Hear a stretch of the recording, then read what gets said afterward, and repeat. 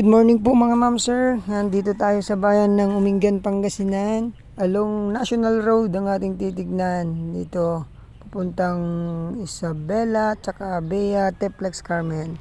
Umingan, may sukat po na 170 square meter.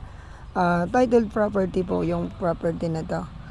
From Teplex, Carmen, SM, mga 30 to 40 meter, 30 to 40 minutes ang biyahe papunta sa lugar na to.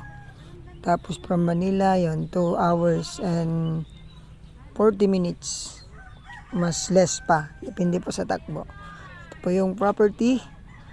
Ayan, napakaganda pong gawing residential, commercial, gawin ding grocery, ganyan. Pwede po sa lugar na to.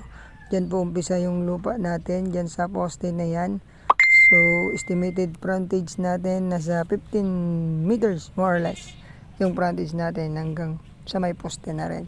Pahaba yung property. Pwedeng magtayo ng bahay sa likod, tapos business area dito sa harap. So, napakaganda po itong investment sa mga gusto ng property sa along National Road. Baka magustuhan nyo tong property na to pagkat wala pa yung mga grocery dyan. Malapit po yan sa pinapagawang hospital na bago ngayon dyan sa Umingan. So yan, sana ho magustuhan nyo to. 170 square meter.